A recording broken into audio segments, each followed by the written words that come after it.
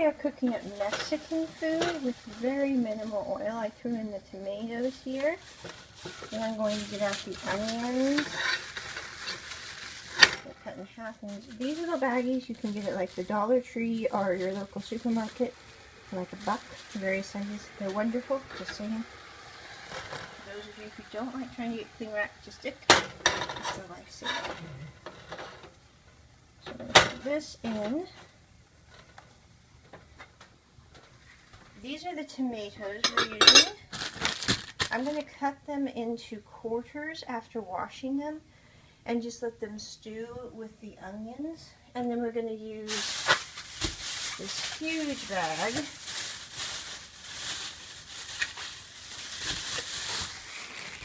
ground beef that was on sale. And we're going to use probably about 1 pound of it. And then I'll take the other 2 pounds and freeze them in little baggies to make it easier to pull them out and thaw. Just a little tip, when you cut tomatoes, it's best to slice them in half and then cut them with the smooth side on the plate. Otherwise, you could cut yourself and it's rather difficult to cut through them. Just a little tip. Okay, so now we've got our about 1.5 pounds of beef, yellow tomatoes, red tomatoes, onions. And I did not put any oil with this yet because I'm going to see how it goes because there's a lot of liquid with the tomatoes and I'm adding a secret ingredient.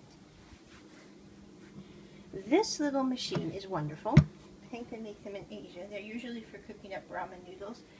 They are also excellent for just heating up stuff. I had some limes that were going, so I used them up.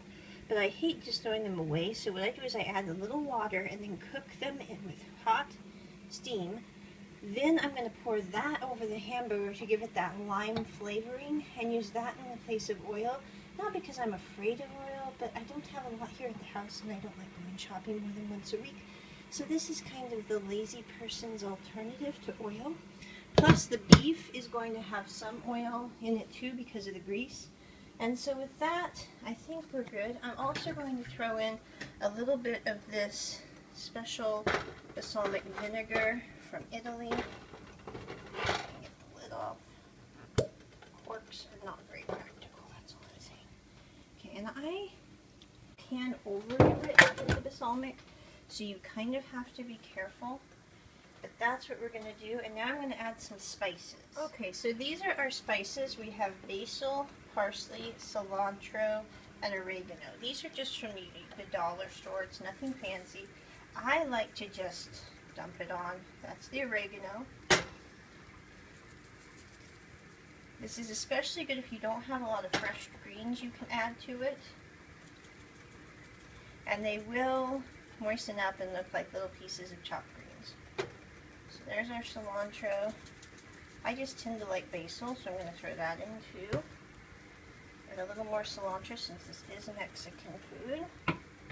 We're just going to let that cook. I'm actually going to go hop in the shower because I just finished a walk and let this just cook on almost halfway on the oven. Your ovens might differ, or stovetops, but that's what we're going to do. And then I'm just going to dump the lime juice on top and let it simmer for a while.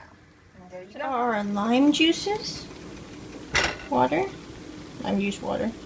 We're going to squeeze it just to get a little more of the juice. Now, I usually do 3 waters out of these mini rinds.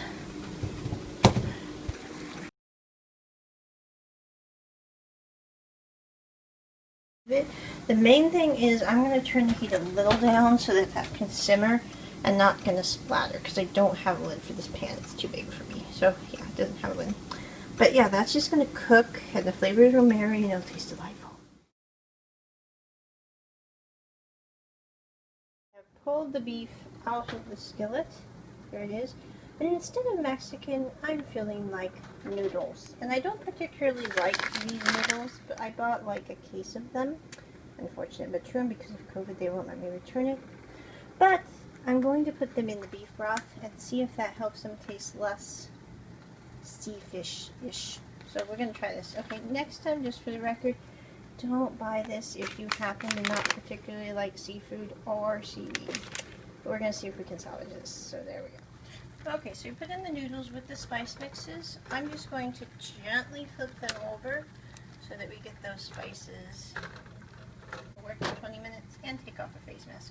So, you know, we just do what we got to do there. So, there we are. Okay, so this morning we made wonderful meat dish with onions, tomatoes, three different varieties, yellow, red, and a little bit of other red, I think. Nope, I ate those before we put them in.